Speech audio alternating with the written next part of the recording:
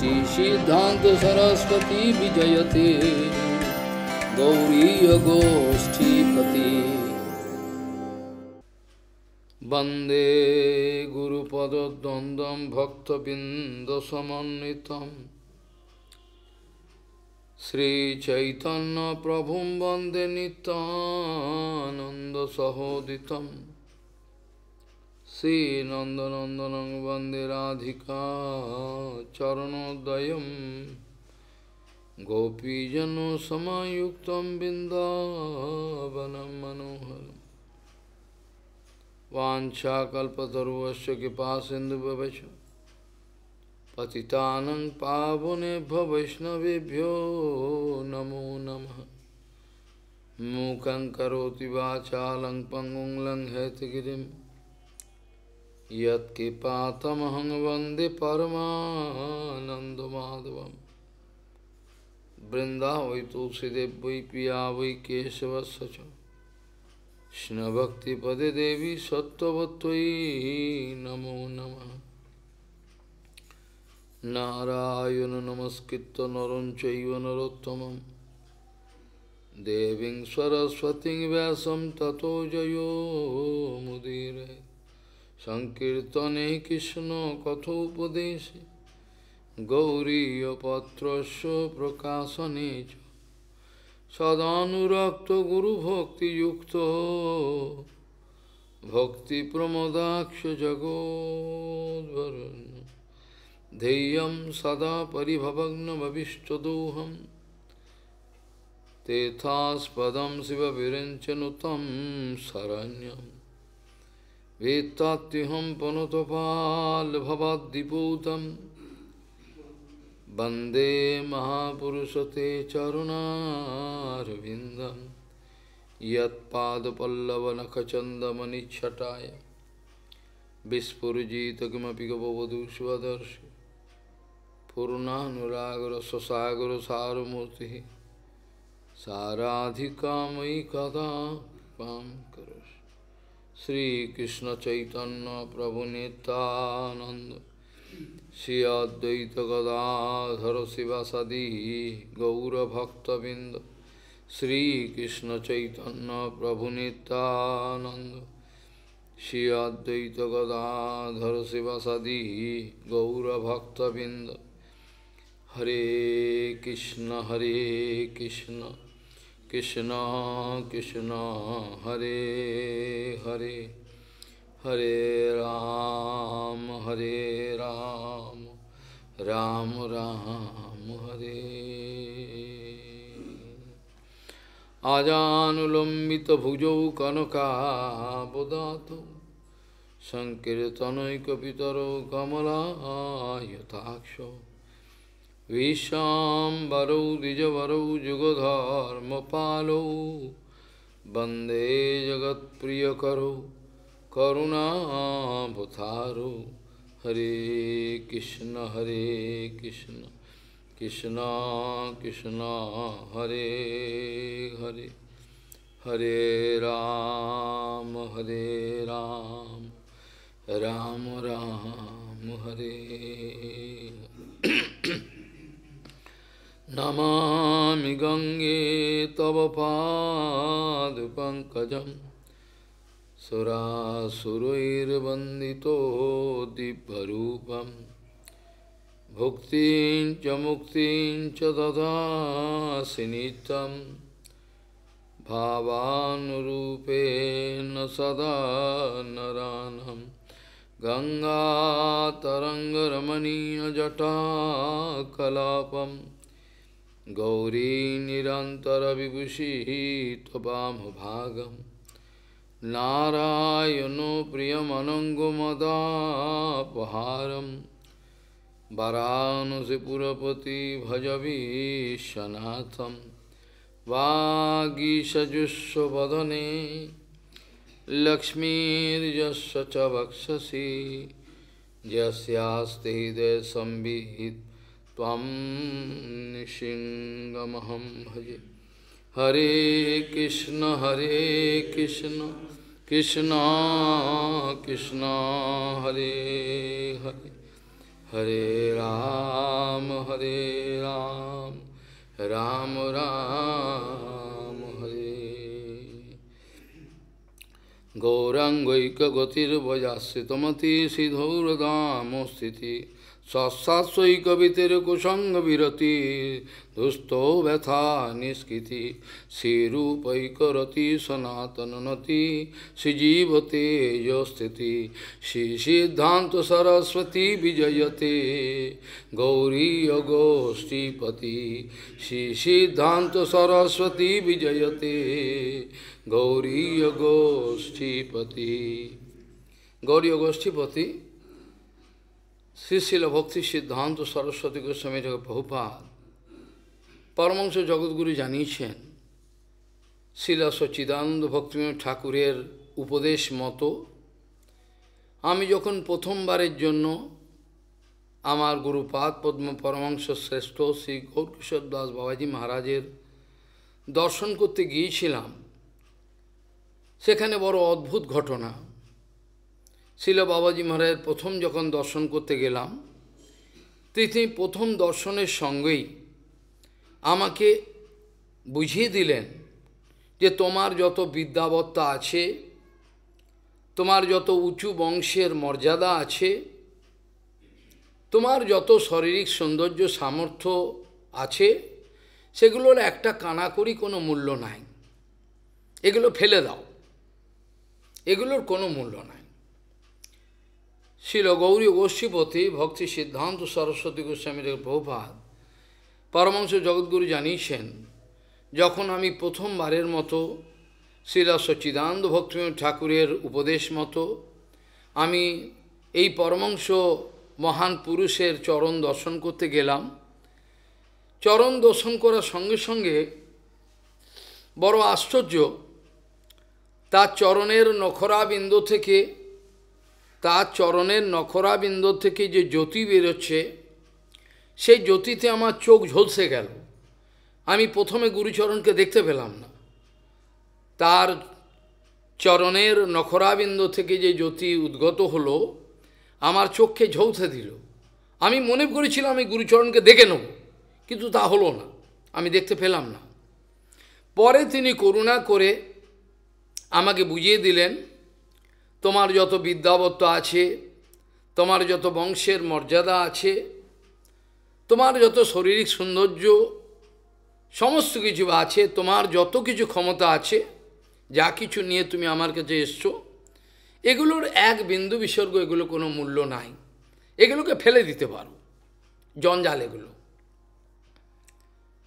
তিনি 17 বার পরীক্ষা করার পরে তিনি তাকে গ্রহণ করবার লীলা করেছিলেন, এগুলো তারা নিত্যলীলা, সেখানে তথাপি লীলা করেছিলেন। আজকের আলোচনার বিষয়বস্তু হল শ্রীল ভক্তি সিদ্ধান্ত সরস্বতী গোস্বামী প্রভুপাদ এবং তার রাধা দাস্য।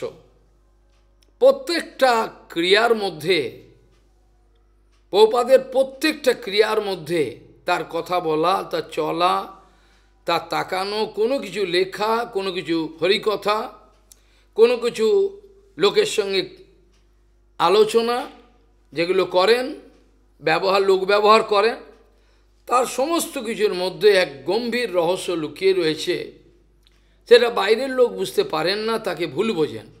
এটা হলো রাধা দাস্য। এই গোপন রহস্য রয়েছে রাধা দাস্য। এগুলো একটা একটা করে আলোচনা করলে বোঝা যাবে পরপর। শ্রীল সচ্চিদানন্দ ভক্তিবিনোদ ঠাকুরকে তিনি কোনোদিনই বাবা বুদ্ধিতে বিচার করতেন না। এখন ওপারের নাগর, গৌর নাগরিয়া আদা যে সব সহজিয়ারা রয়েছেন, মায়াপুরেও ক্যান্সার ঢোকাবার চেষ্টা করছেন, মায়াপুর অপ্রাকৃত, সেইখানে এইসব দুর্গন্ধ দূষিত বিচার সেখানে প্রকাশ করছেন। তারা বলছেন গৌরাঙ্গকে নাগরী বলছেন, গৌর আমার নাগর, বিষ্ণুবিয়ের সঙ্গে ঝুলন করাচ্ছেন, এইসব অত্যাচার আরম্ভ করেছেন। তারা বলবার মতো কেউ নেই সামনে, কুকুরের মধ্যে চিৎকার করতে করতে যতদিন যায়। তারা ছিল বৃন্দাবন দাস ঠাকুর মহাশয়ের চরণে অপরাধ করছেন, কৃষ্ণদাস কবিরাজ গোস্বামী, আর গৌরাঙ্গচরও তো অপরাধ হচ্ছেই হচ্ছে। কেন বৃন্দাবন দাস ঠাকুর মহাশয় লিখেছেন, তিনি সমগ্র লীলাতে গৌরাঙ্গ মহাপ্রভু এ ধরনের কোনো কিছুই তিনি করেন নাই, কোনো কিছুই করেন নাই, এগুলো সহজিয়াদের বানানো। যাই হোক, শ্রীল প্রভুপাদ তার যে আচার্যত্বের বৈশিষ্ট্য দেখা যায়, প্রভুপাদের যে অপ্রাকৃত আচার্যের বৈশিষ্ট্য দেখা যায়, এটা একটা যুগান্তকারী। সারা পৃথিবীতে যদি মানব সভ্যতার ইতিহাস বিচার করা যায়, মানব সভ্যতার যদি বিচার করা যায়, তাহলে এ ধরনের আচার্য কোনোদিন আবির্ভাব হন নাই। যদি আপনাদের মধ্যে কেউ বলেন হ্যাঁ আবির্ভাব তো হয়েছে, রামানুচার্য হয়েছেন, মাধ্বাচার্য হয়েছিলেন, তা আপনি বলছেন হয়নি কেন? মাধ্বাচার্য আবির্ভাব হয়েছিলেন, সে রামানুচার্য হয়েছিলেন, নিম্বার্কাচার্য, তারপর বিষ্ণুস্বামী, এরা এসেছিলেন, এরা কি আচার্য না? আমি সে কথা বলি নাই। আমার কথার বক্তব্যের বৈশিষ্ট্য এই, তারা আবির্ভাব হয়েছেন। রামানুচার্য রামের অনুজ, তিনি এসছেন, ঠিক আছে। মাধ্বাচার্য ভাইয়ের অবত সবই এসছেন তারা। চারটে সম্প্রদায়ের বৈশিষ্ট্য আছে তাদের। চতুর্সন থেকে এক এসছেন, রাধারানী লক্ষ্মী দেবী থেকে শ্রী সম্প্রদায় এসছেন, বায়ু থেকে, এগুলো সব বিচার আছে, এগুলো নিয়ে কোনো কথা নেই। কিন্তু শ্রীল প্রভুপাদের মতো বিচার বৈশিষ্ট্য, এ ধরনের বিচার বৈশিষ্ট্য ন ভূত ন ভবিষ্যতি। তারা সিদ্ধান্ত বিচার লিখেছেন, সব কিছু করেছেন। তাদের যে যে দায়িত্ব দেয়া হয়েছিল, ভগবান তাদেরকে পাঠিয়েছিলেন এই জগতে, রামানুচার্যকে মাধ্বাচার্য পাঠিয়েছিলেন। তাদের যে যে দায়িত্ব পালন করার জন্য, এমনকি শঙ্কর ভগবানকেও যে দায়িত্ব পালন করার জন্য পাঠিয়েছিলেন, তার নাম হলো শঙ্করাচার্য। শঙ্করকে পদ্মপুরাণে প্রমাণ আছে, শঙ্কর সাক্ষাৎ শঙ্কর। শঙ্করাচার্য হলো সাক্ষাৎ শঙ্কর, ভগবান শঙ্করই এসছেন।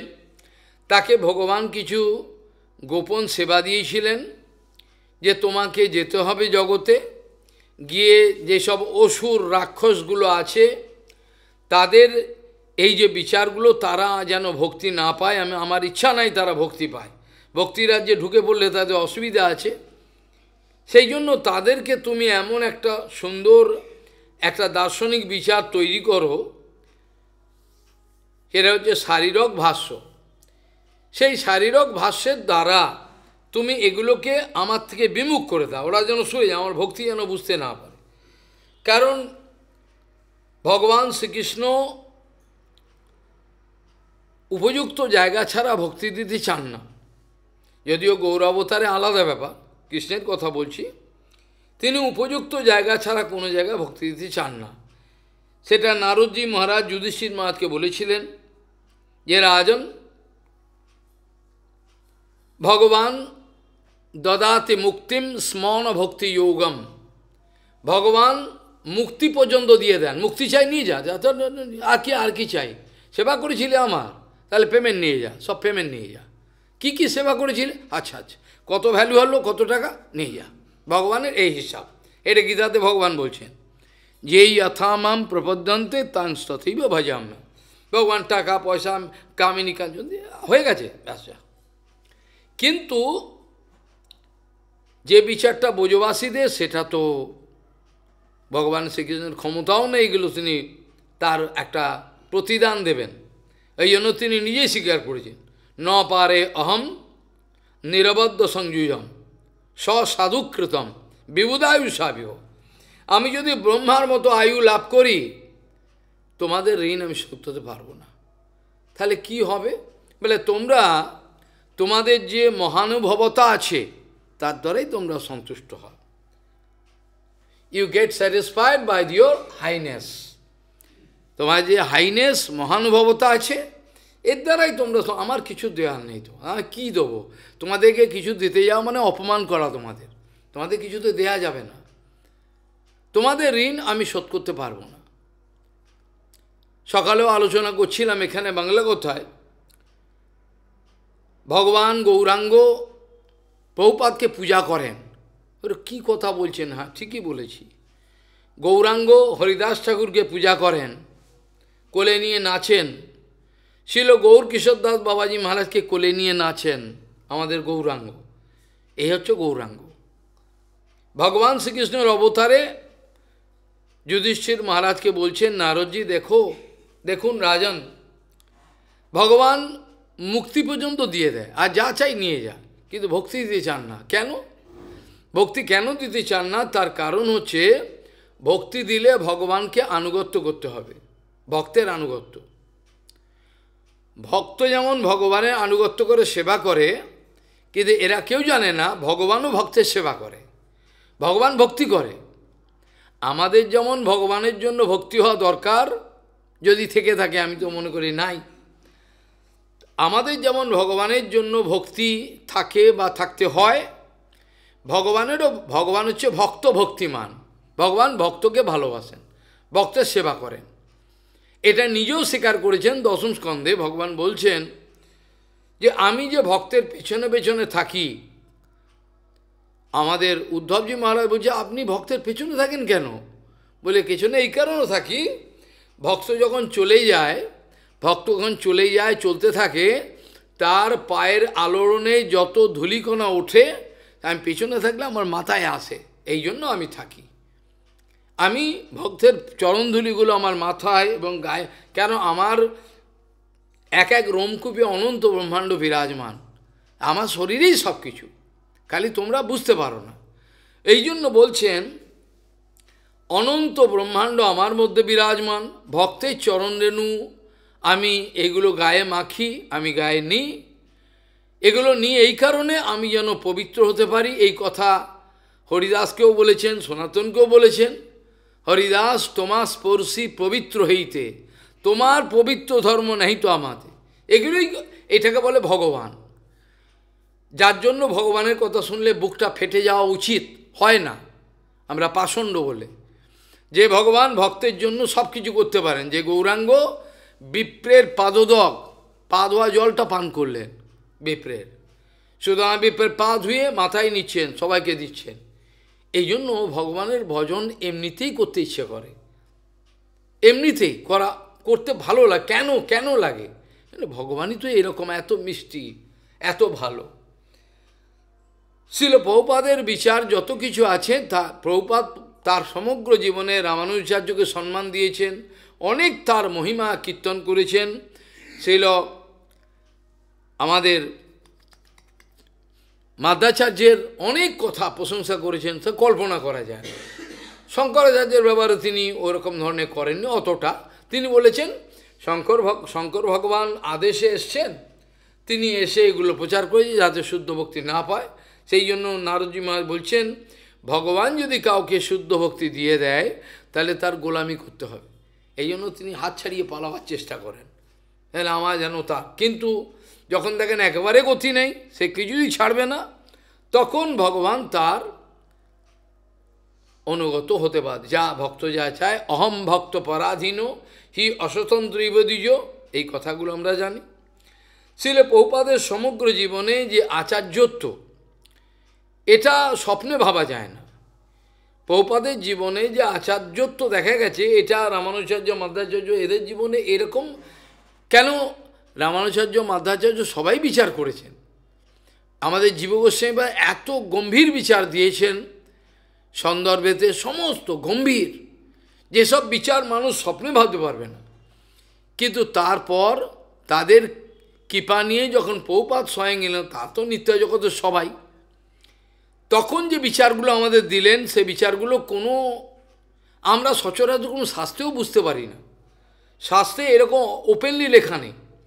প্রভুপাদ চোখটাকে খুলে, আমাদের চোখটাকে, পর্দাটাকে খুলে দেখে এইটা, এইরকমভাবে কেউ দেখায়নি। চোখে আঙুল দিয়ে প্রত্যেক ব্যাপারে তুমি চোখে আঙুল দিয়ে দেখিয়ে দিয়েছেন, প্রত্যেক জিনিসগুলোকে প্রভুপাদ আমাদের জীবনে দেখিয়েছেন। শ্রীমতী রাধারানী, তিনি আমাদের অন্তিম লক্ষ্য, তার চরণ কমল সমস্ত গুরুবর্গের, তার ওপরে আর কেউ নেই।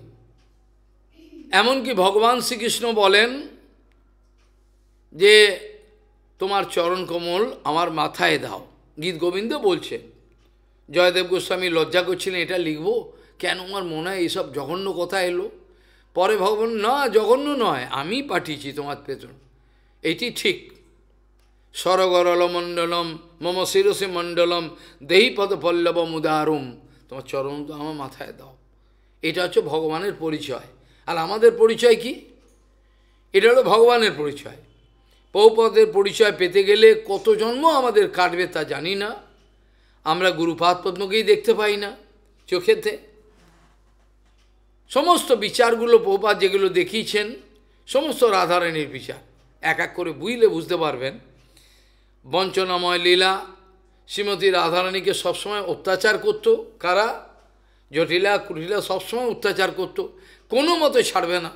যে কোনো মতে তার দোষ দেখবে, তাকে অত্যাচার করবে।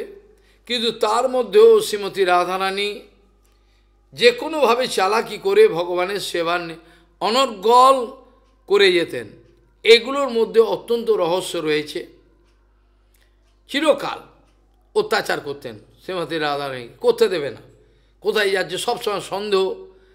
কিন্তু শ্রীমতী রাধারানী তাদেরকে বোকা বানিয়ে কী করে নিত্য গোবিন্দের সেবায় লেগে থাকতেন যেটা তিনিই জানেন। আর এগুলো জানেন যারা রাধারানীর থেকে যারা এসছেন, আমাদের প্রভুপাদ ভক্তিবিনোদ ঠাকুর, এরা জানেন কি টেকনিক। জড়জগতের লোক এগুলো বুঝতে পারেন না। সকালে আমি বলছিলাম না, প্রাপঞ্চিকতা বুদ্ধিয়া এগুলো সব কিন্তু রাধারানীর ফর্মুলা, এগুলো আমাদের নয়। এগুলো সব রাধারানীর ফর্মুলা তৈরি করে দিয়েছেন। প্রাপঞ্চিকতা বুদ্ধিয়া, হ্যাঁ, হরি সম্বন্ধী বস্তুন, হ্যাঁ, মুমুক্ষোবীর পরিত্যাগ বৈরাগ্যম ফলগু কথ্যতে অনাসক্তস্ব বিষয়ান যথারহম পূজঞ্জত কৃষ্ণ সম্বন্ধে উক্তম বৈরাগ্যম উচ্চতে।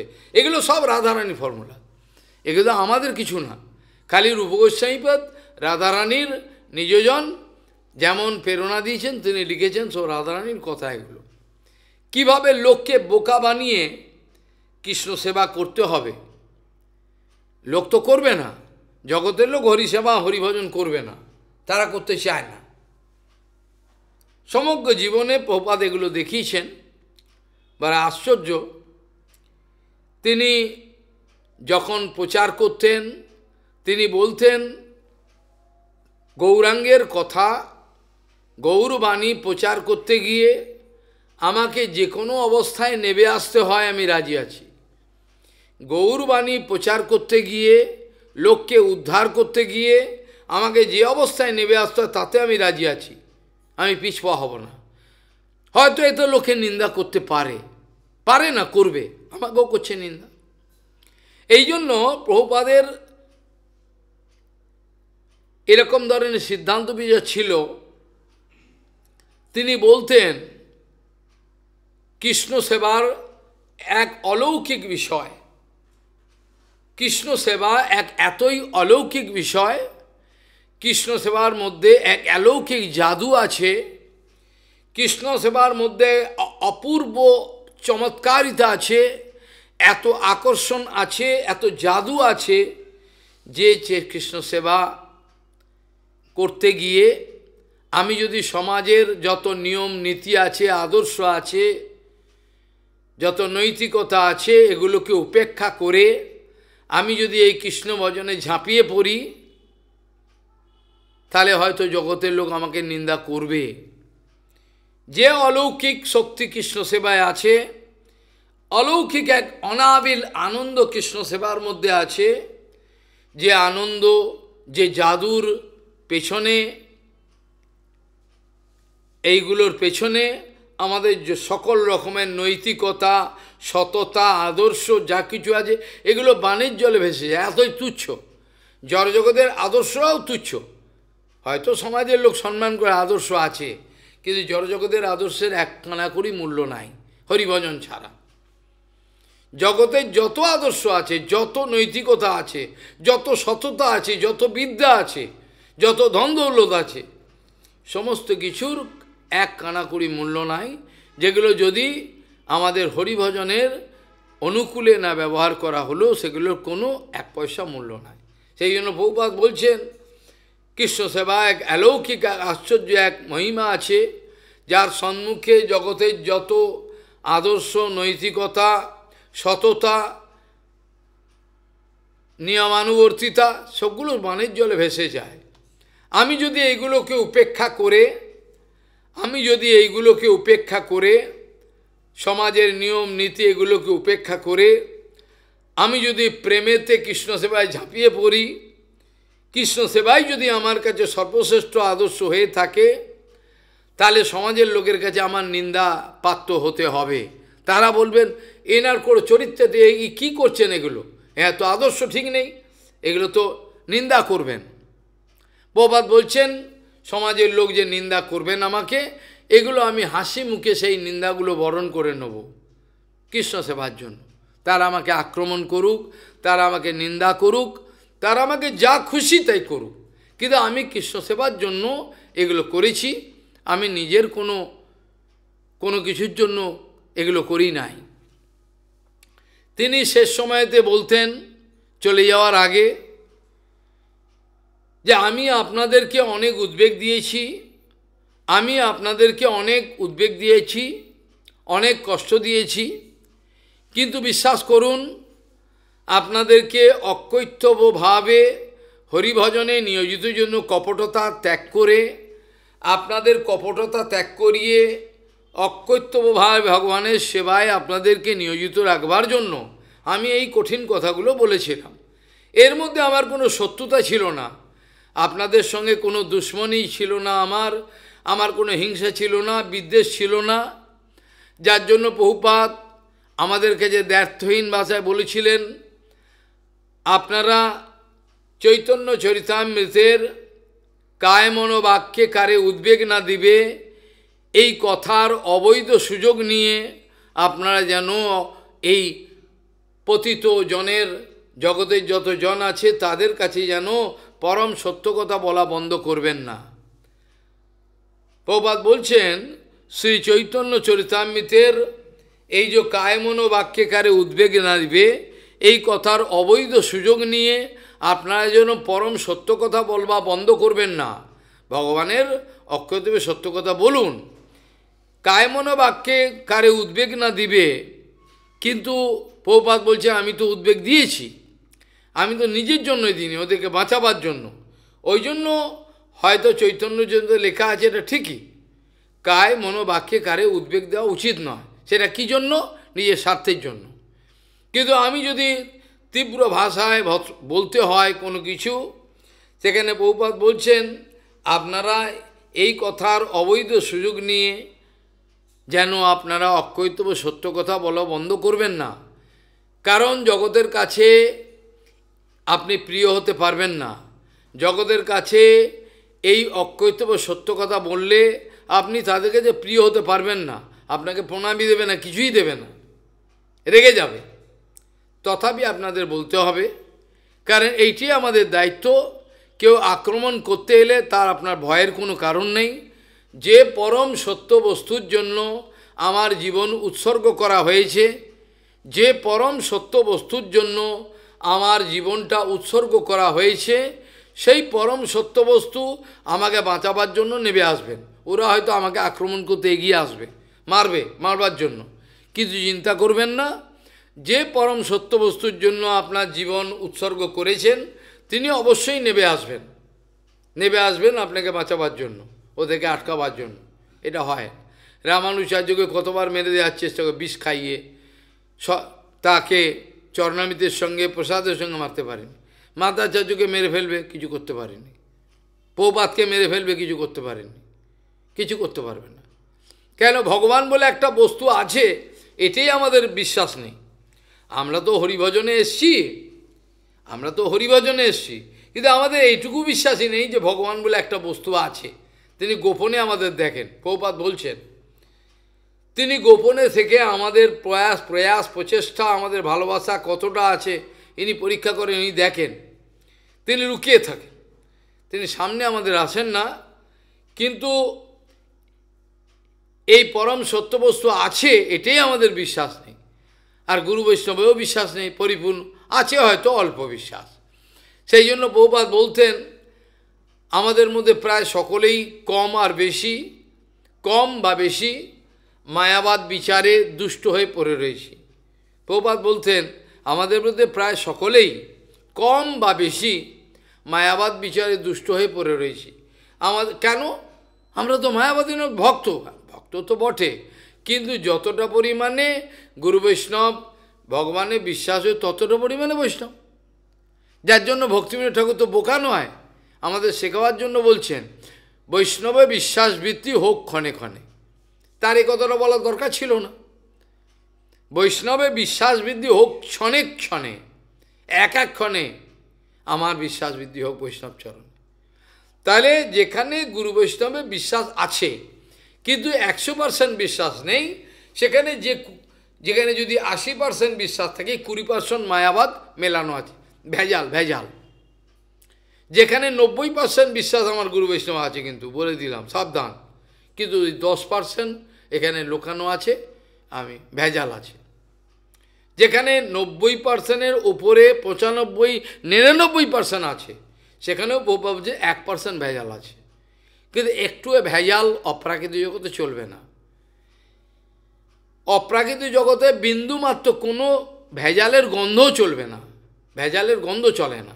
অপ্রাকৃতিক জগতে যেতে গেলে প্রভুপাদ মজা করে বলেছেন আমাদের কাছে, আমাদের শাসন করার জন্য প্রভুপাদ বলছেন যে দেখুন অনেক লোকেই ভগবান দেখা দাও গো, আমাকে দেখা দাও গো ভগবান, এরমভাবে বলেন।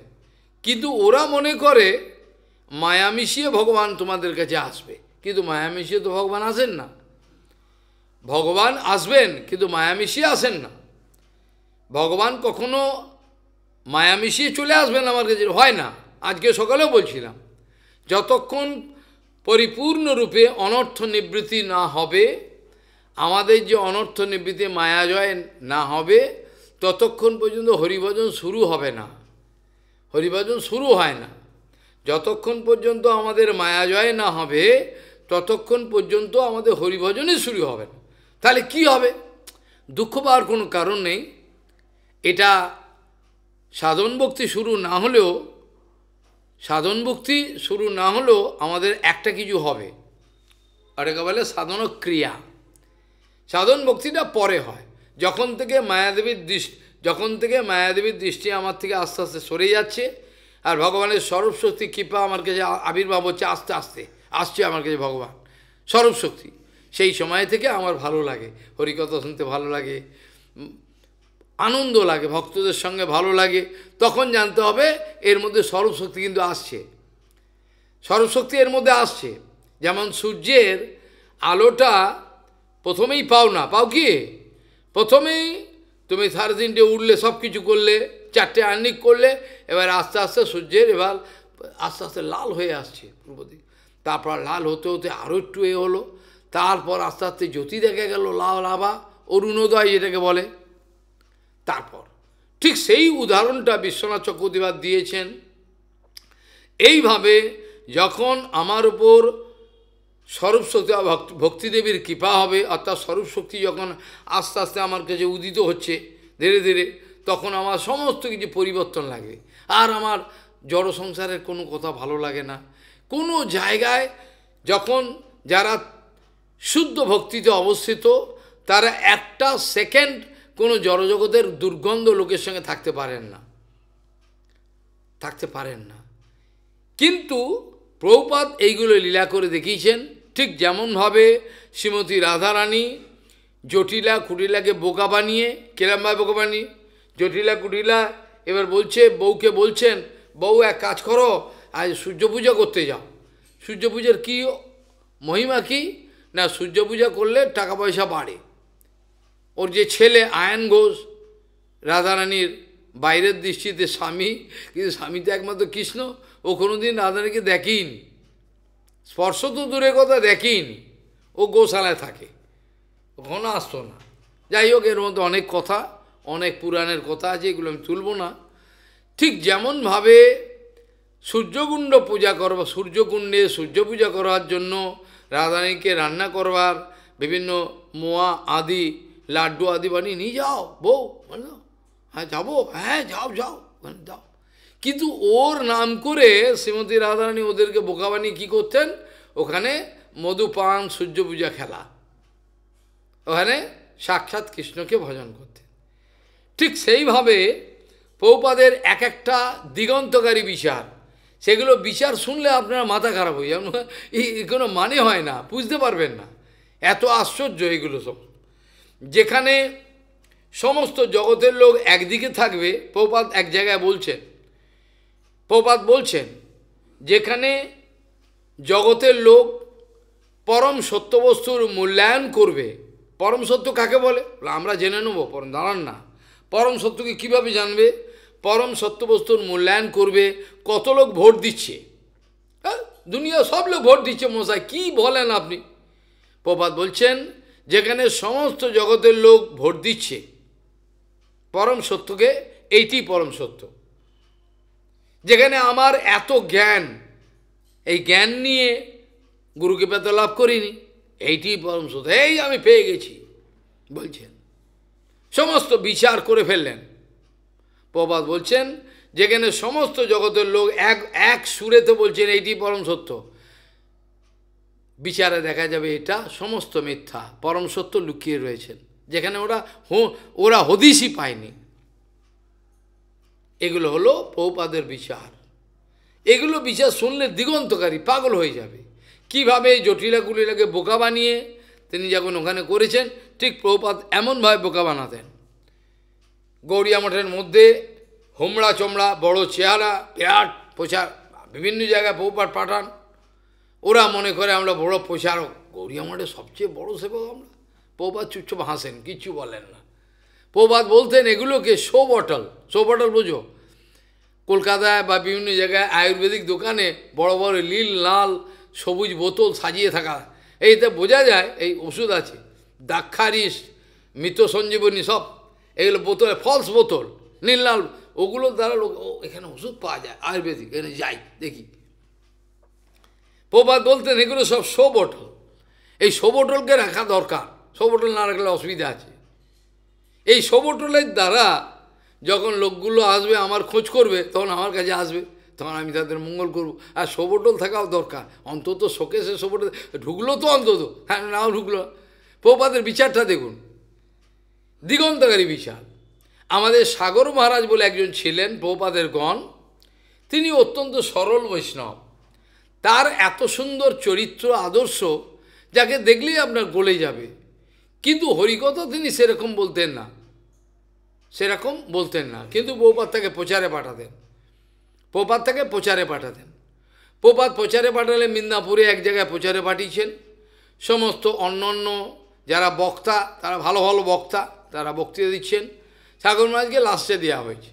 সাগর মহারাজ যখন বন্দনা করে হরিকথা আরম্ভ করলেন, তখন আস্তে আস্তে সব কিছু বুঝতে পারছেন না সাগর মহারাজ কী বলছেন, একে রাত হয়ে গেছে, হ্যাঁ আস্তে আস্তে সব উঠে যাচ্ছেন। যখন সমস্ত ফাঁকা, সেবক বলছেন মহারাজ তাহলে কি এখন ব্যাগ গুছাবো, সব তো চলে গেছে। মহারাজ বলছেন তুমি বুঝতে পারছো না, এখানে সব জীবাত্মা রয়েছে, এরা শুনছে, তুমি মনে করছো কেউ নেই, হরিকথা তো শুনছে, এরা শুনছে, সব সূক্ষ্ম গাছপালা, এরা সব সূক্ষ্মরূপে জীব, এরা শুনছে। তিনি যখন, তার পয়সাও ছিল না, তাকে প্রণামীও দিত না, তিনি তো বোকা বানাতেন না লোককে, সরলভাবে দু চারটে কথা বলতেন, ওর কথা লোকে বোঝে না, ঠকালে লোকে বুঝবে, যে ঠকিয়ে দেয় একটু পেঁচিয়ে কথা বলে, এইবার ঠিক আছে, না ঠকালে কি সাধু, ঠকালেই সাধু। তাহলে তিনি কি করলেন, বিনা ভাড়ায় হাওড়াতে এসে নামলেন, কেন তার টাকা পয়সা নেই, ভাড়া দিতে পারেনি। এবার টিটিটাকে ধরেছে, ঠিক বলে ভাড়া কোথায়, বলে বাবা আমার কাছে তো কিছু নেই, আও তো হবে না।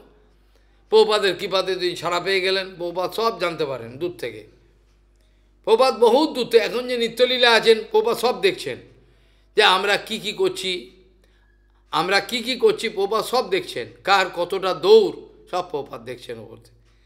তিনি কি করলেন, প্রভুপাদ তাকে ছাড়িয়ে দিলেন।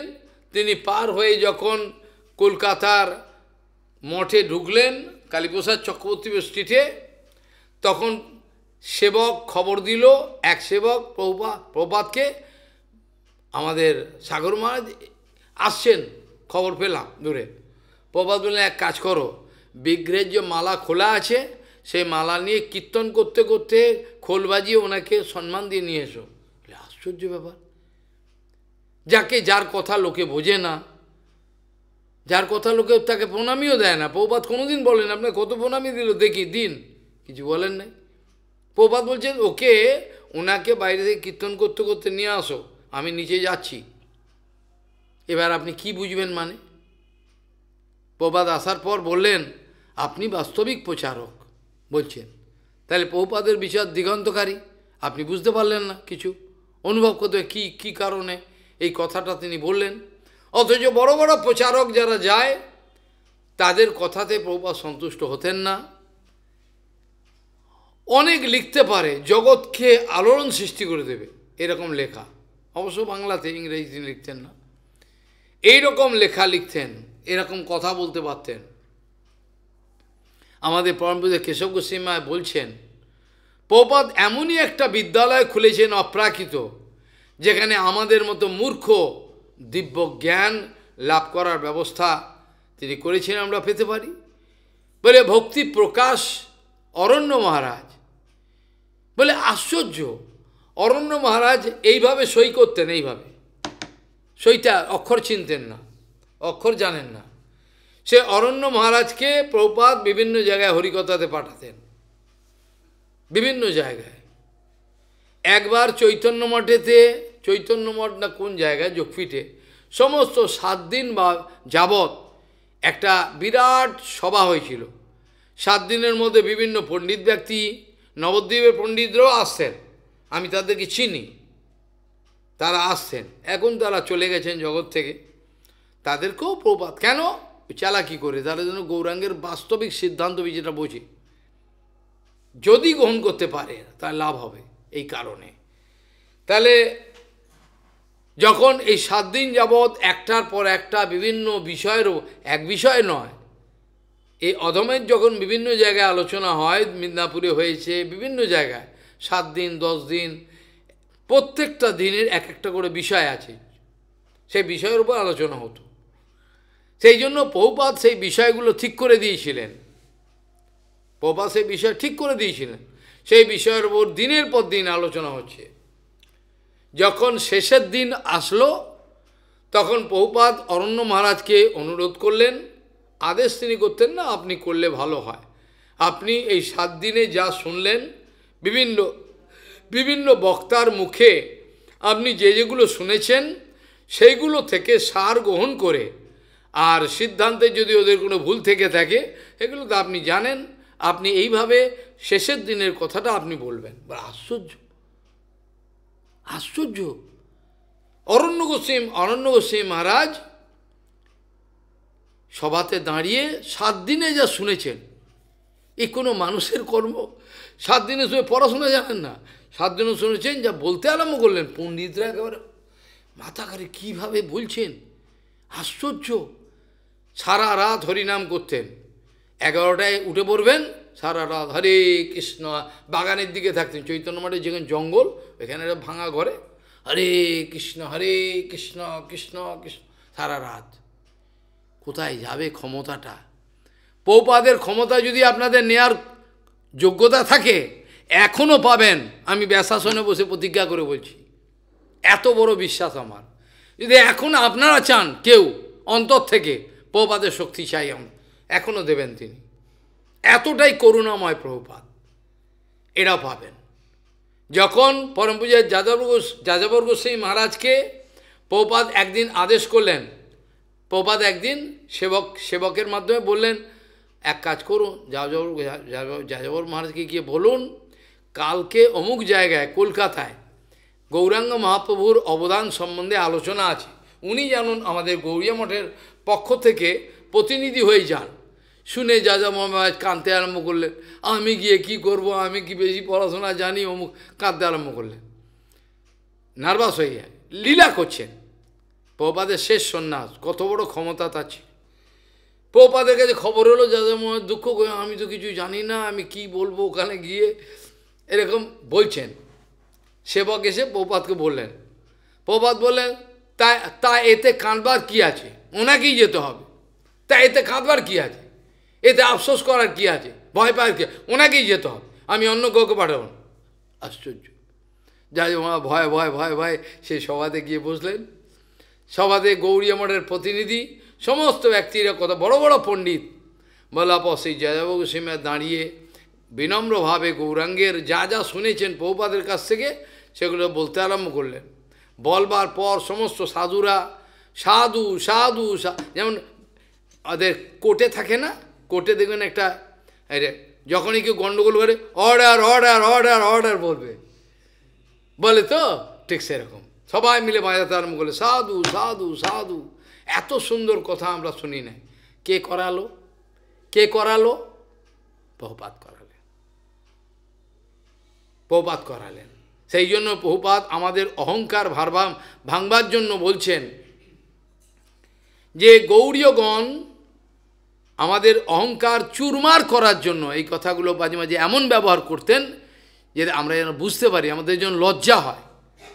প্রভুপাদ বলছেন গৌড়ীয়গণ তাদের যে কোনো ধরনের যোগ্যতা থাকুক না কেন, বিশেষ কোনো যোগ্যতা থাকতে পারে, বিশেষ কোনো সেবা করবার তাদের ক্ষমতা থাকতে পারে, তার জন্য তারা কোনোদিনই কোনো আমাদের যে একটা অভিমান, মানে আমাদের কৃতিত্ব দাবি করেন না। গৌড়ীয়গণ কোনোদিনই নিজেদের কোনো বিশেষ যোগ্যতা থাকলেও তারা এই জন্য কৃতিত্ব দাবি করেন না। তারা মনে করেন গুরুপাদ পদ্ম তার ওপর থেকে সমস্ত কৃপা আসছে, ওপর থেকে সব কৃপা আসছে, সমস্ত ওপর থেকে কৃপা আসে, আমার করবার কিছু নেই। গৌড়ীয়গণ আকর্ষণেতে আরোপ করেন এখান থেকে সব আসছে, আমার করবার এখানে কিছু নেই। এইভাবে দেখা যায় যখন কোনো অভিমানী প্রচারক সন্ন্যাসী ক্ষমতা দেখান, কোনো এক ব্যক্তিকে প্রভুপাদের প্রিয়জন তাকে সমালোচনা করে বলছেন এ কী করে, কোনো কথাবার্তা বলে না, কিছু না, বাইরে প্রচারে যায় না, সমালোচনা করছেন। প্রভুপাদ শুনেছেন ওপর থেকে, প্রভুপাদ থেকে সিঁড়ি দিয়ে নেমে আসছেন, নেমে এসে সিংহের মতো চিৎকার করে বলছেন, সিংহ যেমন চিৎকার করে বলছেন আপনাকে বিচার করবার অধিকার কে দিল? আপনাকে ওর বিচার করবার ক্ষমতাটা কে দিল? আপনি এরকম হাঙ্গামার কাজে যান কেন? ওর কি দোষ আছে, ওর কি গুণ আছে, এটা তো আমার দায়িত্ব পড়েছে, আমি আচার্যের কাছে আমার দায়িত্ব, আপনারা এসব হাঙ্গামার কাজে যান কেন? আপনাকে তো বলা হয়নি যা ওর বিচার করুন, ও বোঝারে যায় না। আশ্চর্য ব্যাপার। প্রভুপাদ বলতেন, প্রভুপাদের জীবনে বলতে গিয়ে বলছেন গুরুবর্গ যে অনেক পরিশ্রম করলেন, শারীরিক পরিশ্রম, টাকা এনে দিলেন ভিক্ষা করে, তথাপি প্রভুপাদের মন পাননি। অনেক টাকা ভিক্ষা করে এনে দিল, অনেক পরিশ্রম করে দিল, উৎসব আছে বিরাট, কিন্তু প্রভুপাদের অন্তঃকরণ যে কি চায়, প্রভুপাদ কি চান তিনি, এই গোপন কথাটা তারা জানতে পারেনি। অনেক সময় আমরা মনে করি যে গুরুদেব এটা করলে উনি খুব খুশি হবেন, হ্যাঁ যা এই সেবাটা আমি করি, কিন্তু উনি কোন সেবা আমাকে দিতে চান আমি সে ধারধারি না। আমি এ ধরনের বিচারগুলো করে থাকি, এগুলো শুদ্ধ গুরু বৈষ্ণবগণ বুঝতে পারেন কার কি ধান্দা কিভাবে করেন। বাইরের দৃষ্টিতে তিনি এত কঠোর, অন্তরে তিনি অঝরে কাঁদছেন বদ্ধজীবের জন্য, বাইরের দৃষ্টি অত্যন্ত কঠোর। যখন আমাদের হয়গ্রীব ব্রহ্মচারী মাধব গোস্বামী মহারাজ তিনি যখন আসামেতে সেবার জন্য গেছিলেন, সর্বভোগের মঠ উদ্বোধন হবে, দিগন্তকারী বিষয়, সর্বভোগ মঠের উদ্বোধন হবে।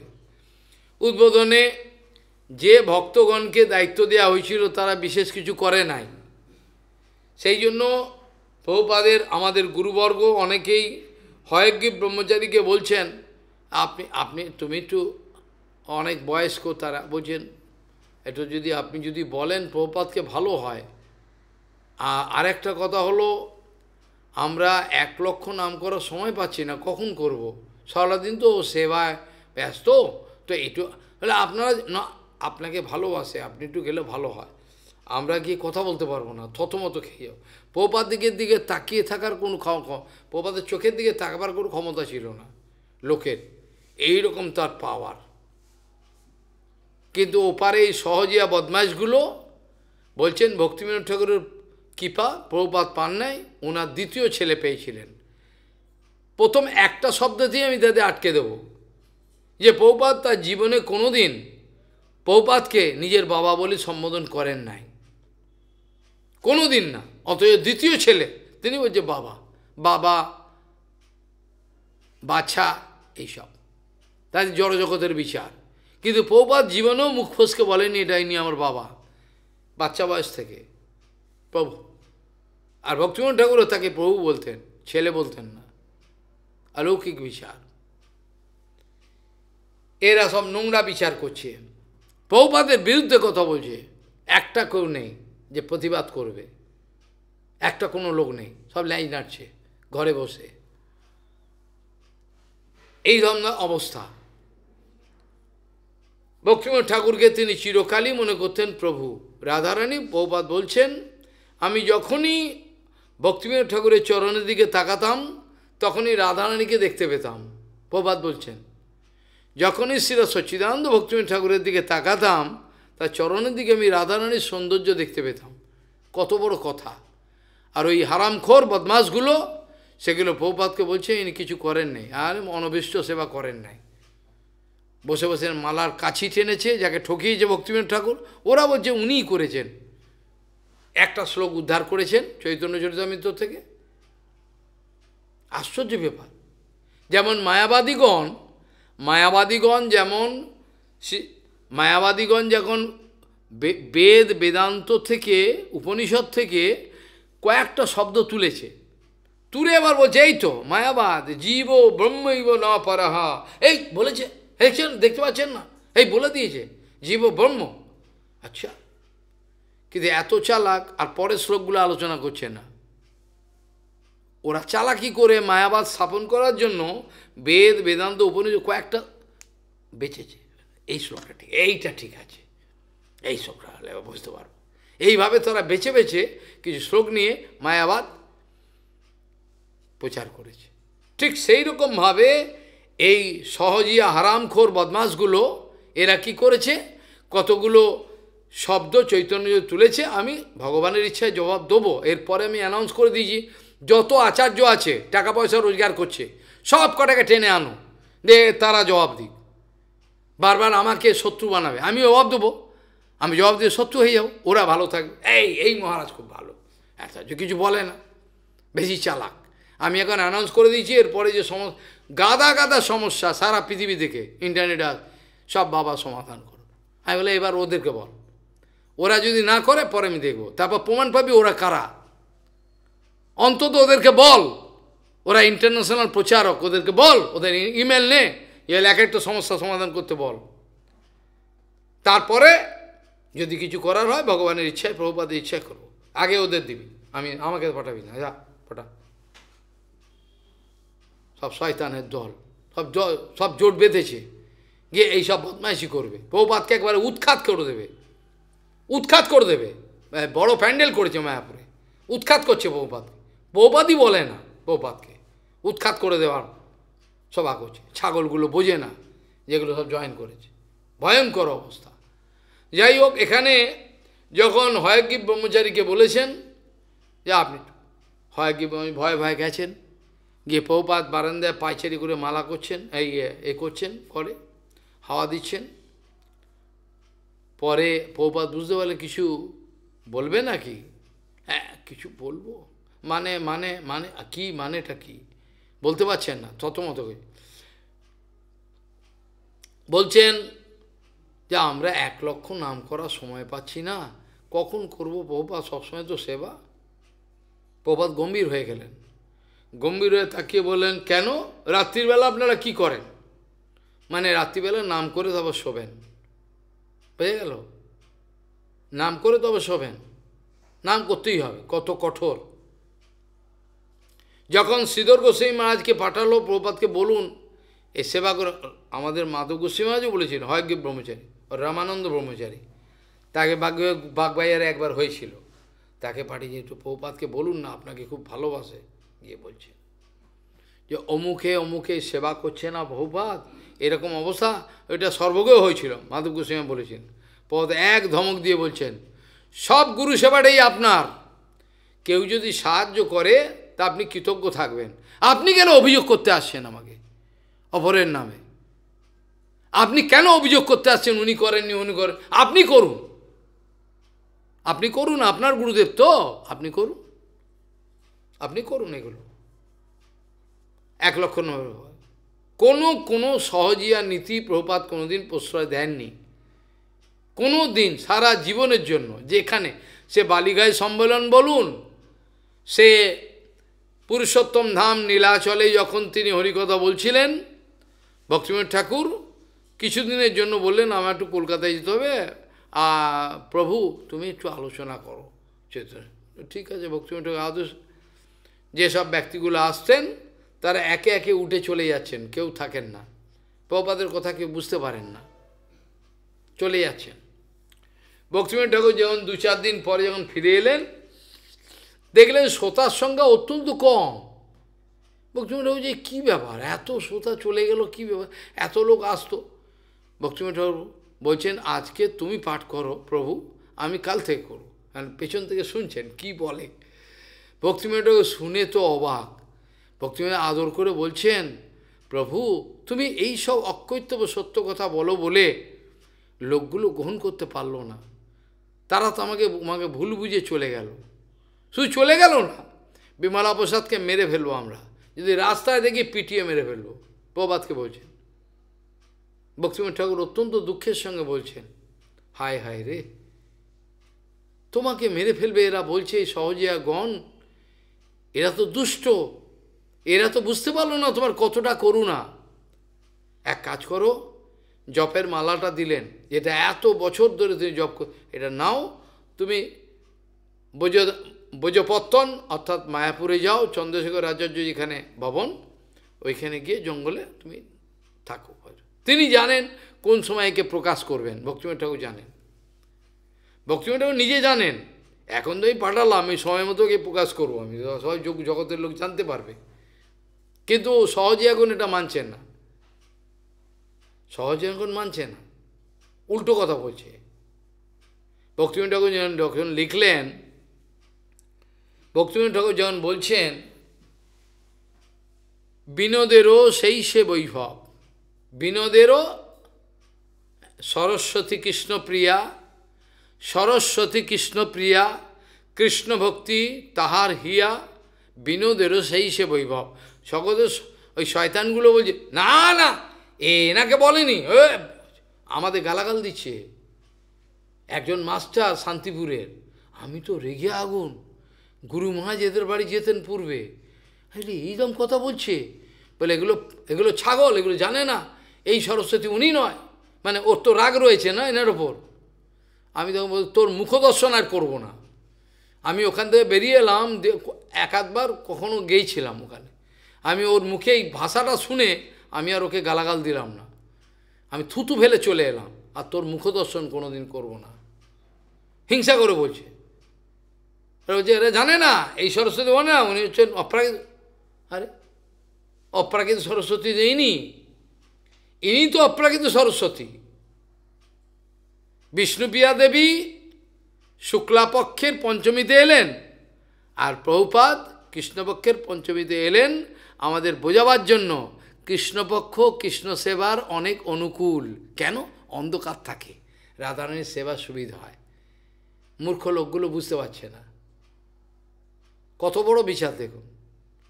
শুক্লপক্ষ দুষ্টা সরস্বতী একদিকে এলো, জগতের লোক করেন, তার সঙ্গে শুদ্ধা সরস্বতী বিষ্ণুপ্রিয়া দেবী আবির্ভাব হলেন। কিন্তু চালাকি করে কৃষ্ণ পঞ্চমীতে আবির্ভাব হলেন কে? প্রভুপাদ। ইনি হল বাস্তবিক সরস্বতী, ইনি হলেন বাস্তবিক সরস্বতী, যিনি জগৎকে অপ্রাকৃত দিব্যজ্ঞান, দিব্যজ্ঞান মানে অপ্রাকৃত দিতে পারেন অনায়াসে, কিন্তু আমরা নিলে হয়। আমরা নিতে চাই কি, উনি দিতে পারেন। দিগন্তকারী বিচার। এইভাবে করে তিনি বললেন, একবার বাগবাজার মঠেতে রামানন্দ প্রভু প্রভুপাদকে বলতে গেছেন। প্রভুপাদ এমনভাবে শাসন করলেন, তাকে বকলেন, তিনি মাথা নিচু করে চলে এলেন, কিছু বললেন না। আমরা অপ্রাকৃত গুরু বৈষ্ণবের দ্বারা শাসিত হতে চাই। আমরা চাই গুরু বৈষ্ণব আমাদের শাসন করুন, আমাদের বকুন, আমাদের স্বেচ্ছাচারিতা আটকান। আমরা চরিত্রহীন, আমাদের স্বভাব মন্দ, আমরা ব্যভিচারী, আমাদের সব আটকান। আপনি আমাদের কান ধরে, ঘাড় ধরে আমাদের সেবায় লাগান। সেখানে গিয়ে অপ্রাকৃত জগতের সেবা আপনি করিয়ে নিন। বদ্ধজীবের ক্ষমতাও নেই ভগবানের সেবা করে, বদ্ধজীবের ক্ষমতা নেই। বদ্ধজীব যখন আনুগত্য করতে করতে যখন ওঠে, তখন বাস্তবিক সেবার অর্থ বোঝে, করতে পারে। আর শুদ্ধ গুরু বৈষ্ণব কোনো কাউর আদেশের অপেক্ষা থাকে না, তাদের আদেশ আছে উপর থেকে। শুদ্ধ গুরু বৈষ্ণবের সেবার আদেশ উপর থেকে আসে, বদ্ধজীবের সে ক্ষমতা নাই, উপর থেকে আসে। যে প্রভুপাদকে পঞ্চতত্ত্ব মহাপ্রভু সপার্ষদ দর্শন দিলেন কোটি নাম যজ্ঞ করতে গিয়ে, দর্শন দিয়ে বলছেন, তুমি প্রচার করো। প্রচার করব আমি? কি করে প্রচার করবো? আমার তো না টাকা আছে, লোকবল আছে। গৌরাঙ্গ মহাপ্রভু পার্ষদগণ সব বলছেন, আরে এগুলোর জন্য চেনে সব পাঠিয়ে দিচ্ছি আমরা, কত চাই। এখন এক একজন আচার্যের কোটি কোটি টাকা লুকিয়ে রেখেছেন, তারা সেবায় লাগাবেন না। কোত্থেকে এলো? সবাই তো আর আমার মতো নয়, কিছু নেই। কোটি কোটি টাকা এলিতেরই ব্যক্তির সব রেখে কোনো সেবা করবে না। বেগড়ে প্রাণ যাবে আর পয়সাগুলো লুটে খাবে, কতগুলো পশু লুটে খাবে, এইটি হবে। এই জন্য প্রভুপাদ বলতেন, আমি আপনাদের জন্য কোনো পয়সা সঞ্চয় করে যাব না। জেনে রাখবেন, আপনাদের জন্য আমি কোনো পয়সা সঞ্চয় করে যাব না, আমি সঞ্চয় করব না। আমি বরঞ্চ ধার করে, আমি প্রচুর ধার করব জগৎ থেকে, ধার করে গৌর গৌরাঙ্গের সেবা করব। সেই ধারগুলোকে শোধ দেওয়ার জন্য আপনাদেরকে দিন রাত ভিক্ষা করতে হবে, পরিশ্রম করতে হবে। এইভাবে আপনাদেরকে আমি সেবা লাগাবো, আমি আপনাদের জন্য টাকা রেখে যাব না। আমাদের উদ্দেশ্য এ নয়, আমাদের প্রচারের এইটা উদ্দেশ্য নয় যে প্রচুর পরিমাণে টাকা প্রতিষ্ঠা আমরা জড়ো করব এক জায়গায়, কাকের মতো। কাক যেমন যা পায় ঝ্যাঁটার কাঠি ময়লা সব এনে ঘরে জড়ো করে, আমরা করব না। আমাদের উদ্দেশ্য এই নয় প্রচুর পরিমাণে টাকা আমরা জড়ো করব জগৎকে বাহাদুরি দেখাবার জন্য। আমাদের উদ্দেশ্য এটা নয়, আমাদের উদ্দেশ্য এটা নয়।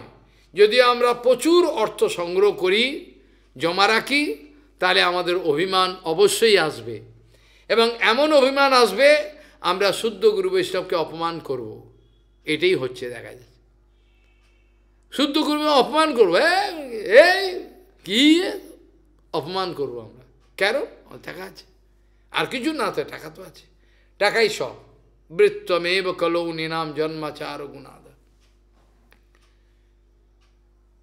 ছিল গৌরকিশোর দাস বাবাজি মহারাজ, তার চরণ আশ্রয় যে করেছিলেন আমাদের প্রভুপাদ, এটা তো একটা লীলা। ইনি হলেন নয়নমণি মঞ্জুরি আর উনি হলেন গুণমঞ্জুরি। তা গুণমঞ্জুরির কাছে নয়নমঞ্জুরি দীক্ষা নিল, কার কাছে কে দীক্ষা নিল? লবঙ্গ মঞ্জুরি হলো সনাতন গোস্বামী পাদ, আর রূপমঞ্জুরি হলো রূপ গোস্বামী পাদ। তা কে কার কাছে? বলে এইটা তো করতেই হবে, এটা লীলা। ঠিক যেমন রামচন্দ্র গুরু গৌরেন লীলা করেছেন, ভগবান কৃষ্ণচন্দ্র গুরু গৌরেন লীলা করেছেন, স্কুলে যাওয়া, শিক্ষা নিয়ে সব লীলা করেছেন, সন্দীপনী আশ্রমে সব করেছেন। ঠিক যেভাবে গৌরাঙ্গ গুরু গৌরেন লীলা করেছেন, সন্ন্যাস গুরু মন্ত্র দীক্ষা, এরকম বৈষ্ণবরা করেন। এরা তো নিত্য জগতের, এদেরকে নিয়ে অকথ্য ভাষায় যা পারছে তাই বলছে। এই অমানুষগুলো, এর কোনো বিচার কেউ করছে না, এখনো বিচার করছে। ওরা ব্যস্ত, ওরা দেখেছে আমরা ব্যস্ত, ওরা দেখাচ্ছে, নাটক করছে, আমরা ব্যস্ত। কিসে ব্যস্ত? টাকা পয়সা সংগ্রহ। আমি বলি কি কথা তোমরা বলেছ আমাকে একটু শোনাও, দেখি একটু শোনাও। কোন বিদেশে গিয়ে কি কথা শোনাবে না? বিদেশে কোথায় কোথায় কি কি কথা বলেছে একটু শোনাও না, শুনি কি কথা বলেছ লোকের উদ্ধারের জন্য। এগুলো শোনাবে না, চালাক, কিভাবে লোককে ঠকাচ্ছে জগৎ জুড়ে, বলবার কেউ নেই। প্রভুপাদ চলে গেছেন নিত্যলীলায়, ভক্তিবিনোদ ঠাকুর চলে গেছেন, তিনি তীব্র প্রতিবাদ করেছেন ভক্তিবিনোদ ঠাকুর, তীব্র ভাষায়। এগুলো অন্যায়, এদের কাজ হলো জবাব দেওয়া, এদেরকে সংশোধন করে। কোনো ভক্তি রাজ্যে যখন ভক্তি বিরোধী কর্ম হচ্ছে, সিদ্ধান্ত বিরোধী কোনো ক্রিয়াকর্ম, সেগুলোকে আটকা এদের দায়িত্ব। এরা কেন করছে না আমরা প্রকাশ করেছি পরপর। কেউ কান দেবে না, অর্কেস্ট্রা বাজাবে, ল্যাংটো হয়ে নাচবে, মেয়ে ছেলেরাও এদিক ওদিক গানবে, ওদের সুবিধে এটা। এইগুলো হচ্ছে গৌরাঙ্গের ভক্তি। আর আশা করবেন না যে কদিন বেঁচে আছেন হরি হরি করে খালি গুরু বৈষ্ণবের চিন্তা করুন, আশা করবেন না আর কিছু। এবার অন্ধকার যুগ আবার আসছে, পুরো ডুবে যাবে, কিচ্ছু করার নেই, কেউ শুনবে না, যে যা পারবে তাই করবে, এটাই ওদের আনন্দ, এরা এসব শুনবে না। গৌরকিশোর দাস বাবাজি মহারাজের চরণ যে আশ্রয় করেছিলেন, চিন্তা করে দেখুন, পৃথিবীর সর্বশ্রেষ্ঠ পণ্ডিত, পৃথিবীর সর্বশ্রেষ্ঠ পণ্ডিত আশ্রয় করেছেন এমন একজনকে যার বাইরের দৃষ্টিতে কোনো দীক্ষা, কোনো শিক্ষাগত যোগ্যতা নাই। এটা এত বড় রিভল্টিং, আলোড়ন সৃষ্টিকারী, কল্পনা করতে পারবেন না। প্রভুপাদের যখন 4-5 বছর বয়স, তখন থেকে তিনি যেসবগুলো দেখিয়েছেন, ভক্তিবিনোদ ঠাকুরের চোখ বড় বড়, তিনি জানতেন ইনি কে। 4-5 বছর বয়স থেকে যেসব ক্রিয়াকর্ম করতেন, তাহলে ভক্তিবিনোদ বুঝতে জানেন ইনি নিত্য পার্ষদ, গৌরাঙ্গের পার্ষদ, ইনি জানতেন। একবার এক বিরাট বিতর্ক উপস্থিত হয়েছিল অ্যাস্ট্রোলজিক্যাল বিষয়ে। অ্যাস্ট্রোলজিক্যাল বোঝেন? অ্যাস্ট্রোলজিক্যাল বিষয়, এই যে হাত দেখা, তার অয়ন, গ্রহ তারার সঞ্চার, এসব নিয়ে প্রভুপাদ যে দিগন্তকারী লেখাগুলো লিখেছিলেন, সেগুলো এখনও আমাদের এই যে একজন কি নাম হলো, বাগচি, পিএন বাগচি মরে গেছেন, তার ছেলে নাতি বোধহয় এখন, তিনি ছিলেন প্রভুপাদের ছাত্র, এগুলো শেখা। পিএন বাগচি ছাত্র ছিল প্রভুপাদের। তখনকার দিনে প্রভুপাদের যে অ্যাস্ট্রোলজিক্যাল যে বিচারগুলো ছিল, এখনকার এই 150 বছর পরে লোকে হাঁ হয়ে, কী করে সম্ভব? ওই দিনে 150 বছর আগে প্রভুপাদ এইরকম, তখন কোনো মেশিন ছিল না, কোনো কিছু ছিল না, কি করে প্রভুপাদ এই বিচারগুলো করতেন? ওগুলো যত্ন করে রাখা আছে রিসার্চ ইনস্টিটিউটে। যারা এই ব্যাপারে গবেষণা করবেন তাদেরকে পাতাগুলো দেখানো হয়। আগে তো ছিল, কম্পিউটার ছিল না, আগে পাতা ছিল, এগুলো সংরক্ষণ করতে হতো। আমি ক্যালকাটা, কলকাতায় লাইব্রেরিতে গেছিলাম, আলিপুরে ন্যাশনাল লাইব্রেরি, বিভিন্ন লাইব্রেরিতে পাগলের মতো না খেয়ে না দে, বিভিন্ন সাহিত্য পরিষদ লাইব্রেরি, খাওয়া দাওয়া নেই, কিচ্ছু নেই, সারাদিন কি কোথায় কে কী সত্যিকারের প্রমাণটা কোথায়, এইভাবে জীবন দিতে হয়েছে, যার জন্যই এত গালাগাল খেতে হচ্ছে আমাকে। কেন জীবনটা দিতে হয়েছে না, সেবা করতে চেয়েছিলাম, সেবা পারিছি কি না ভগবান জানেন। সারা দিন রাত একটা লাইব্রেরি খোলা হচ্ছে 11টায়, 10টায়, আপনাকে করতে হবে 4-5টা পর্যন্ত। খাবেন কখন? লাইব্রেরির ভিতরে অ্যালাউ নয়, সব লোক বিদ্বান ব্যক্তিরা বসে রয়েছে, কাজ করছে, আপনি ওখানে খাবেন? ব্যাগ পর্যন্ত অ্যালাউ নয়, তোমার ব্যাগ বাইরে রেখে দেবে, টিকিট দেবে, ব্যাগের মধ্যে যদি বই চুরি করে চলে যাও। সাহিত্য পরিষদ লাইব্রেরিতে, বঙ্গীয় সাহিত্য পরিষদ, সেসব লাইব্রেরিতে ভক্তিবিনোদ ঠাকুরের অমূল্য রত্ন সেখানে রাখা আছে। বলছেন একবার পণ্ডিতরা প্রভুপাদের বিরুদ্ধে ক্ষেপে উঠেছিল তার অ্যাস্ট্রোলজিক্যাল বিচারে, বলে আপনি বেশি জানেন। পরবর্তীকালে কী হলো, সমস্ত সমাজ থেকে একটা সভা আয়োজন করা হয়েছিল। এই সবার মধ্যে সমস্ত পণ্ডিতগণের সামনে প্রভুপাদ আর প্রধান এক পণ্ডিত থাকবেন, যার সঙ্গে বিতর্ক হবে, মানে প্রভুপাদ বলবেন, উনি বলবেন, প্রভুপাদের কাটবেন, প্রভুপাদ বলবেন, ওনারটা কাটবেন, এইভাবে বিচার হয়েছিল। যে গ্রহ তারা সঞ্চার অয়ন, কি করে অয়ন ঘটিত একটা বিচার, অঙ্ক। প্রপাত অঙ্কেতে এত এক্সপার্ট ছিলেন, কল্পনা করা যায় না। অঙ্ক তার এত ছিল, গণিত মানে চুটকি মেরে করে দিতেন, এরকম পাওয়ারফুল ছিল। সেখানে যখন ওই পণ্ডিত বসে রয়েছেন, প্রভা চারিদিকে লোকে লোকারণ্য, সবাই দেখছেন, মজাটা দেখছেন, তারাও পণ্ডিত বড় বড়, তারাও এসছেন, বিরাট সভা হচ্ছে। এবার প্রভুপাদ বলছেন, উনি বলছেন, বলতে বলতে শেষের সময় যখন প্রভুপাদ তাকে অন্তিম একেবারে শেষ করলেন, মানে বিচার করে এমন তীব্র সিংহের মতো, বলছে ওই পণ্ডিত সবার মধ্যে মলমূত্র ত্যাগ করে দিয়েছিলেন ভয়েতে। মলমূত্র তার বেরিয়ে গেছিল, কেশব তো হেঁগে পুরো মলমূত্র বেরিয়ে গেছিল। গল্প নয়, এটা গল্প নয়, সত্যি সত্যি কাপড় চোপড় নষ্ট হয়ে গেছিল ভয়েতে। এইরকম তেজ, সেইসব তেজ আর পৃথিবীতে আর দেখা খুবই মুশকিল, কোথায় পাবে? আর এই হারামখোরগুলো এই প্রভুপাদের দিকে আঙুল দেখিয়ে নোংরা কথা বলবার চাইছে, ওদের আঙুলে কুষ্ঠ হবে, আঙুল থাকবে না। বদমাসগুলো এগুলো সব নোংরা কথা বলছে। এত বড় একজন গৌরাঙ্গের নিজজন, এরা অন্ধ, দেখতে পায় না, এরা যা পারবে মুখে এসব কথা বলছে। তিনি ভক্তিবিনোদ ঠাকুরের কৃপা পাননি। আরে বাবা, কৃপা পাননি বলেই তো ভক্তিবিনোদ ঠাকুর সবসময় তাকে কাছে রাখতেন, দ্বিতীয় ছেলেকে রাখেননি তো, মূর্খের দল। তাকে তো পৈতৃক সম্পত্তি দিয়ে বলেছে এখানে বসে তুই নাম কর, হরে কৃষ্ণ করতে থাক। আরে মূর্খ, যে গৌরাঙ্গ মহাপ্রভু আবির্ভাবের সময় থেকে প্রচার করেছিলেন, গৌরাঙ্গ মহাপ্রভু আবির্ভাব করেছে, মা কাঁদতেন, যখন হরে কৃষ্ণ বলতেন চুপ করতেন, লেখা আছে নিমাই বইয়ে, আমাদের আবার বেরোবে, বুঝে গেল? তাহলে সেখানে গৌরাঙ্গ মহাপ্রভু বলছে, ওরা বলছে প্রচারে প্রভুপাদকে রেখেছেন, ওকে ভজনে রাখেননি। প্রচার কাকে বলে, ভজন কাকে বলে? প্রচার আর ভজন কাকে বলে? আমাদের প্রচারটাও তো ভজন। আমি যে এখন ভজন করছি, আমি এখন বাস্তবিক ভজন করার চেষ্টা করছি। হরিকথা বলা, হরিকথা কীর্তন, ভজন এবং প্রচার যখন একই আদর্শ, একই উদ্দেশ্য থাকবে, যখন প্রচার এবং ভজন একই উদ্দেশ্যপর হবে, তখনই সে মহান সাধু, তখনই সে হচ্ছে সবচেয়ে বলবান সাধু। করে দেখো না মূর্খের দল, তাকে তো বলেছিলেন পৈতৃক সম্পত্তি দিয়ে বলে এখানে নাম করো, এখানে বসে তুমি নাম করো। ওরা বলছে উল্টো, বলে ওনাকে সিদ্ধ প্রণালী দিয়েছেন। আরে ছাগল আমার কাছে আয়, আমি বলে দেবো সিদ্ধ প্রণালী, রাতারাতি গোপী বানিয়ে দেবো, মেশিন আছে আমার কাছে, বলেছিলাম সেদিনকে। এত শয়তান এগুলো, ভজনের কোনো কিছু বুঝবে না, বুঝতে চায় না, নরকে যাবে। আমাদের পরম্পরা সম্বন্ধে বিভিন্ন নিন্দা করছে, যা পাচ্ছে তাই বলছে, একটা লোক উত্তর দিচ্ছে না। আজকে কত বছর ধরে আমাদের সম্প্রদায়ের ভেতরে সহজে ঢুকে গেছেন। প্রপাত আমাদের গুরু মহারাজ বলছেন, এলে আমাদের সম্প্রদায় ঢুকে গেছেন সহজে। কাকে বলবে, কাকে বলতে যাব? আমাদের সম্প্রদায় ঢুকে গেছে সব সহজে, সখী বেকি সব সব ঢুকে গেছে, লজ্জার ব্যাপার এরম অবস্থা। যাই হোক, প্রভুপাদ যে ছিল গৌরকিশোর দাস বাবাজি মহারাজের চরণ কমলে আশ্রয় করেছিলেন, এটা একটা দিগন্তকারী বিষয়, যে এত বড় একজন পৃথিবীর পণ্ডিত, সবচেয়ে বড়, প্রভুপাদ প্রমাণ করতে চেয়েছিলেন।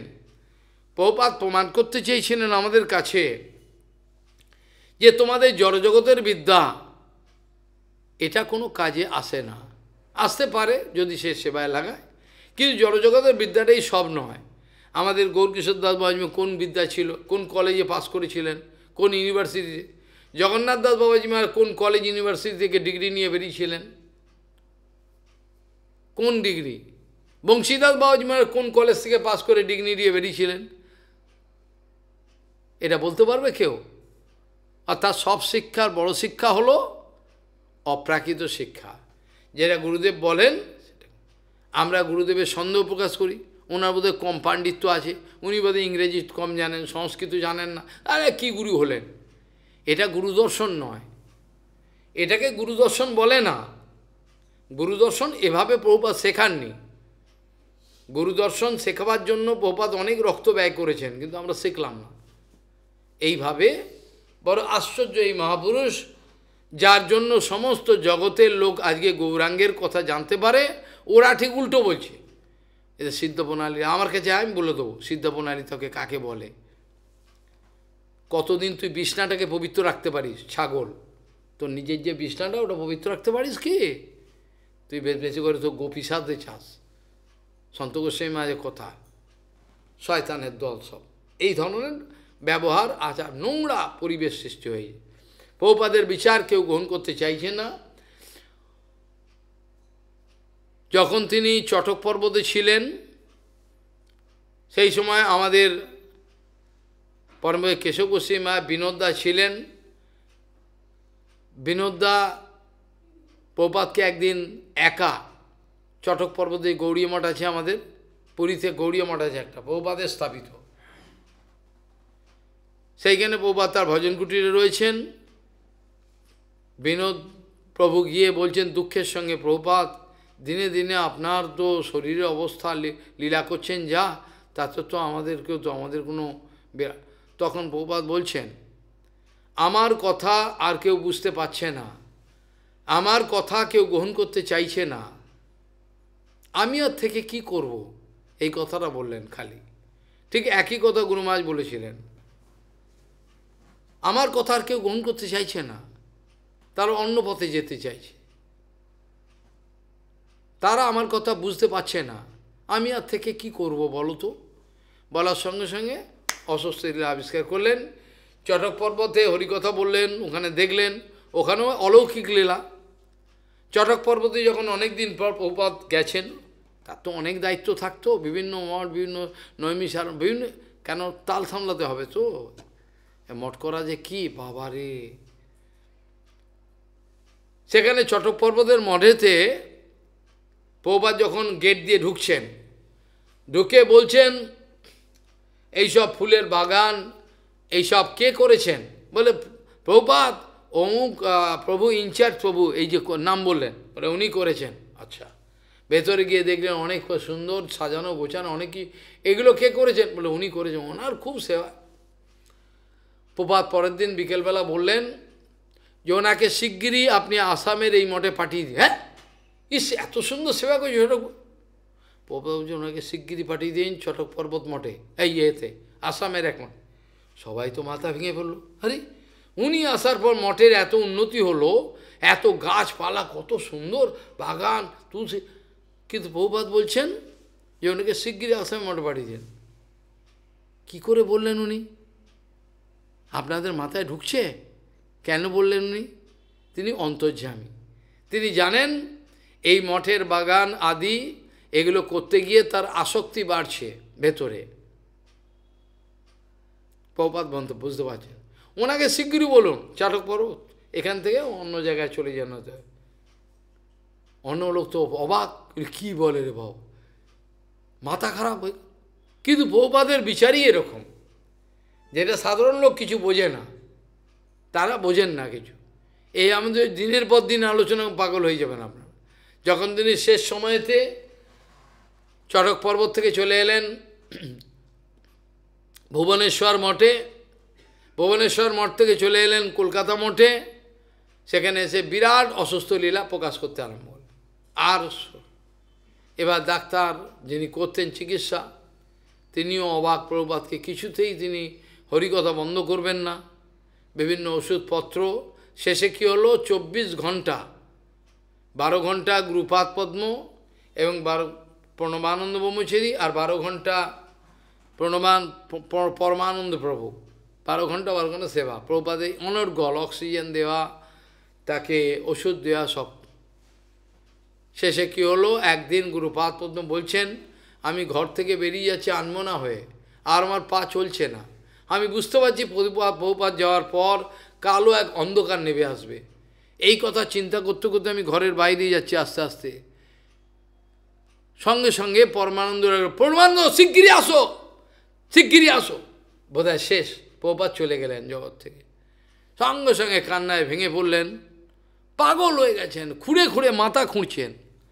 তাদের কতটা প্রভুপাদের প্রতি ভালোবাসা, পাষাণে কুটিব মাথা অনলে পশিব, কতটা তাদের ভালোবাসা। চলে গেলেন। গুরুপাদ বলছেন আমরা চারিদিক অন্ধকার দেখছি, কোনো কিছু আর মাথায় ঢুকছে না। যেখানেই দেখবেন বাস্তবিক ভজন, যেখানেই বাস্তবিক হরিকথা, সেখানেই মায়াদেবী গণ্ডগোল সৃষ্টি করার চেষ্টা করবেন। যেন যদি মায়াদেবীর সঙ্গে তুমি মিলেমিশে চলো, তাহলে কিছু হবে না, তোমাকে মালা দেবে, সব কিছু করো। প্রভুপাদের জীবনও তাই হলো। যারা প্রভুপাদকে বাস্তবিক ভালোবাসতেন, তারা প্রভুপাদের আদর্শটাকে বজায় রাখার চেষ্টা করলেন, বাকি সব উল্টো, সমস্ত বিপরীত। আজকেও আমাদের রেকর্ডিং হচ্ছিল, এক অবধূত মহারাজ, তার নাম, অনেক বয়স হয়ে গেছে, 80-80-র ওপরে, ছিল ভক্তিবিলাস চিত্তমন। কী ঘটনা ঘটেছিল আমি তো জেনেছি, কিন্তু ওরা তো এগুলো আমি শুনেছি। আমার নয়নানন্দ বাবা থেকে আরম্ভ বড় বড় জ্যেষ্ঠ যারা সব চলে গেছেন, তাদের কাছ থেকে এগুলো সব খবর পেয়েছি আমি। এখন লেটেস্ট খবরগুলো এনার কাছে জিজ্ঞাসা করলাম, বলে আমি তো বাচ্চা ছিলাম, রাধাকুণ্ডে পর্বত মহারাজের কাছে প্রভুপাদের গণ, সব আমি জানতে পেরেছি কি কি ঘটেছে, তাকে আমি দেখেওছি। তিনি কিভাবে কুঞ্জদাকে মারবার চেষ্টা করেছিলেন, এত বড় বড় কাঁচের টুকরো, আজকেই বলছি এরাও ছিল, কাঁচের টুকরো চেয়ারের উপর রেখে কুঞ্জদা বসবেন, সঙ্গে সঙ্গে একবারে চিরকালে মরে যাবেন, পেনিস ফেনিস সব ফুটো হয়ে যাবে। এরা নাকি সাধু, এদেরকে আমাদের স্বীকার করতে হবে। ওরা বলছেন এগুলো স্বীকার করতেই হবে আপনাদের। আচ্ছা, আমাদের স্বীকার করতেই হবে, এত বড় জোর জবস্তি, এগুলো করতে হবে। কিন্তু যাই হোক, এই হলো কথা। প্রভুপাদ যাওয়ার পর মায়াদেবী একটা অন্ধকার যুগ নেমে এলো, তার মধ্যে যারা গুরুবর্গ ছিলেন, অনেক কথা, এসব কথা আলোচনা করার কোনো প্রয়োজন নাই। প্রভুপাদ আজকের দিনে, এটা দিন বলবো না, এটা তিথি বললে ভালো হয়, কেন দিন তো আগে পেছয় না। আজকের এই তিথিতে, এটা অ্যাকচুয়ালি সেই 1936 সালের ডিসেম্বর মাস ছিল, 31শে ডিসেম্বর, আর ইংরেজি ক্যালেন্ডার বিচার করলে 1 জানুয়ারি সকালবেলা নিশান্ত লীলায় 4টে কত বাজে প্রভাত আপনার শরীর ছেড়ে গিয়ে নিত্যলীলায় প্রবিষ্ট। নিত্যলীলায় তিনি চিরকালই ছিলেন, আমাদেরকে বঞ্চনা করে তিনি চলে গেলেন। যার ক্ষমতা আছে তিনি ভজন করুন প্রভুপাদকে ধরে, আর যারা প্রভুপাদের বিপরীত বিচার, তারা তাদের বিচারে চলুন, আমাদের এর কিছু করার নেই। আমরা হরিকথা বলে যাব, যার কপাল আছে তিনি গ্রহণ করবেন, আমাদের এর মধ্যে কিছু করার নেই। যাই হোক, গৌরাঙ্গৈক গতির বজাশ্রিতমতি শ্রী গৌরধাম স্থিতি সৎসাস্বৈক বিধির কুসঙ্গ বিরতি দুস্থ ব্যথা নিষ্কৃতি শ্রীরূপৈকরতি সনাতন নতি শ্রীজীব তেজস্তুতি শ্রী সিদ্ধান্ত সরস্বতী বিজয়তে গৌরীয় গোষ্ঠীপতি শ্রী সিদ্ধান্ত সরস্বতী বিজয়তে गौरीय गोष्ठीपति वांछकल्पतरुश्च के पास पतितानं पावन वैष्णवभ्यो नमो नमः।